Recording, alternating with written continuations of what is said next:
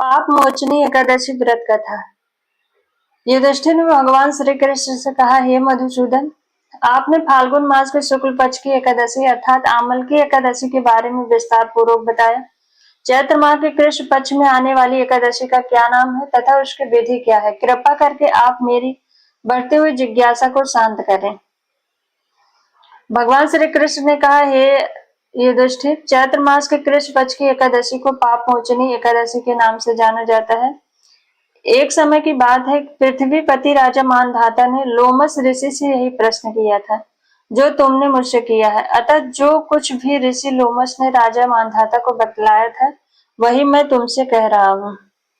राजा मानधाता ने धर्म के गुहितम रहस्यों के ज्ञाता महर्षि लोमस से पूछा, हे ऋषि श्रेष्ठ, मनुष्य के पापों का मोचन किस प्रकार संभव है? कृपा कर कोई ऐसा सरल उपाय बताएं जिससे सभी को सहज ही पापों से छुटकारा मिल जाए।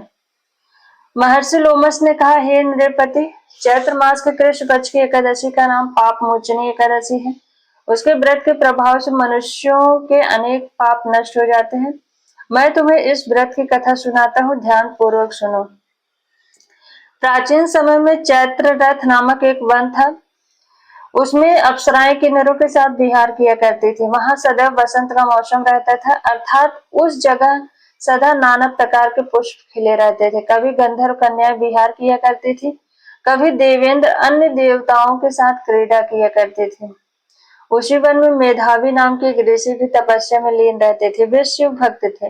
एक दिन मंजू घोषा नाम की एक अप्सरा ने उनको मोहित कर उनकी निकटता का लाभ उठाने की चेष्टा की। इसीलिए वह कुछ दूरी पर बैठकर बीड़ा बजाकर मधुर स्वर में गाने लगी। उसी समय शिव भक्त महर्षि मेधावी को कामदेव भी जीतने का प्रयास करने लगे। कामदेव ने उस सुंदर अप्सरा के भ्रू का धनुष बनाया, कटाक्ष को उनकी प्रत्यंचा बनाई और उनके नेत्रों को मंजूषा अप्सरा का सेनापति बनाया। इस तरह कामदेव अपने शत्रु भक्त को जीतने को तैयार हुआ। उस समय महर्षि मेधावी भी युवावस्था में थे और काफी हृष्ट पुष्ट थे। उन्होंने यज्ञोपवीत तथा दंड धारण कर रखा था। वे दूसरे कामदेव के समान प्रतीत हो रहे थे। उस मुनि को देखकर कामदेव के वश में हुई मंजूषा ने धीरे धीरे मधुर वाणी से वीणा पर गाना शुरू किया तो महर्षि मेधावी भी मंजूषा के मधुर गाने पर तथा उसके सौंदर्य पर मोहित हो गया। वह अप्सरा मेधावी मुनि को कामदेव से पीड़ित जानकर उनसे आलिंगन करने लगे। महर्षि मेधावी उनके सौंदर्य पर मोहित होकर शिव रहस्य को भूल गए और कामदेव के वशीभूत होकर उसके साथ रमण करने लगे। काम के वशीभूत होने के कारण मुनि को उस समय दिन रात का कुछ भी ज्ञान न रहा और काफी समय तक वे रमण करते रहे। तदुपरांत मंजूषा उस मुनि से बोली, हे ऋषिवर, अब मुझे बहुत समय हो गया है, अतः स्वर्ग जाने की आज्ञा दीजिए।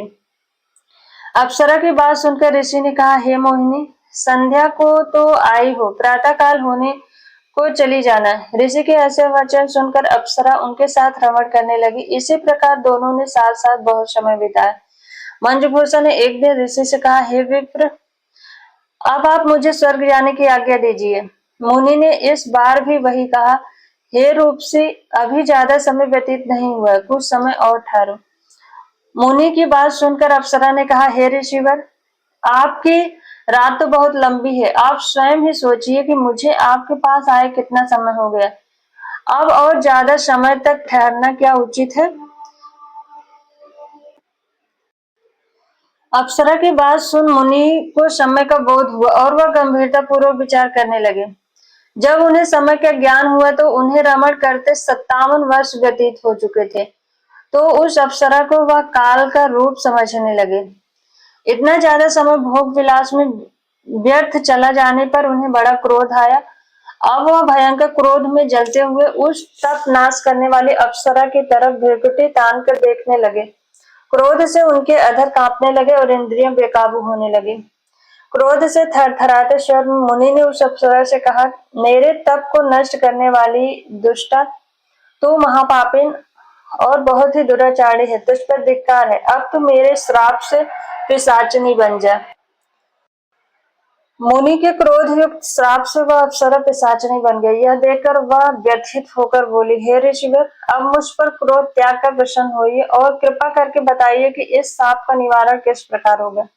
विद्वानों ने कहा है, साधुओं की संगत अच्छा फल देने वाली होती है और आपके साथ तो मेरे बहुत वर्ष व्यतीत हुए हैं, अतः अब आप मुझ पर प्रसन्न हो जाइए, अन्यथा लोग कहेंगे कि एक पूर्ण आत्मा के साथ रहने पर मंजू घोषा को पिशाचनी बनना पड़ा। मंजू घोषा की बात सुनकर मुनि को अपने क्रोध पर अत्यंत ग्लानि हुई और साथ ही अपनी अकृत्य का भय भी हुआ।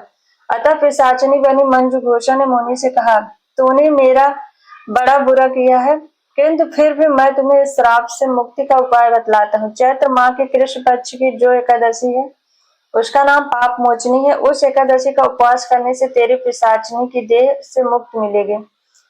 ऐसा कहकर मुनि ने उसको व्रत का सब विधान बताया। फिर अपने पापों का प्रायश्चित करने के लिए वे अपने पिता च्यवन ऋषि के पास पहुंचे।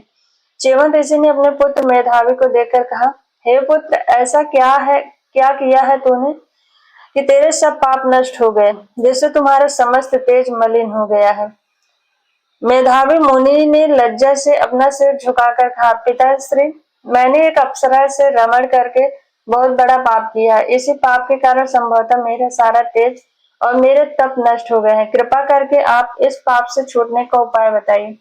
ऋषि ने कहा, हे पुत्र, तुम चैत्र माह के कृष्ण पक्ष के पाप मोचनी एकादशी का विधि तथा भक्त पूर्वक उपवास करो, जिससे तुम्हारे सारे पाप नष्ट हो जाएंगे। अपने पिता च्यवन ऋषि के वचनों को सुनकर मेधावी मुनि ने पाप मोचनी एकादशी का विधिवत व्रत किया। उसके प्रभाव से उनके सभी पाप नष्ट हो गए। मंजूघोषा अप्सरा भी पाप मोचनी एकादशी का उपवास करके पिशाचनी की देह से छूट गए और पुनः अपना सुंदर रूप धारण कर स्वर्गलोक चली गए। लोमस मुनि ने कहा, हे राजन, इस पाप मोचनी एकादशी के प्रभाव से समस्त पाप नष्ट हो जाते हैं।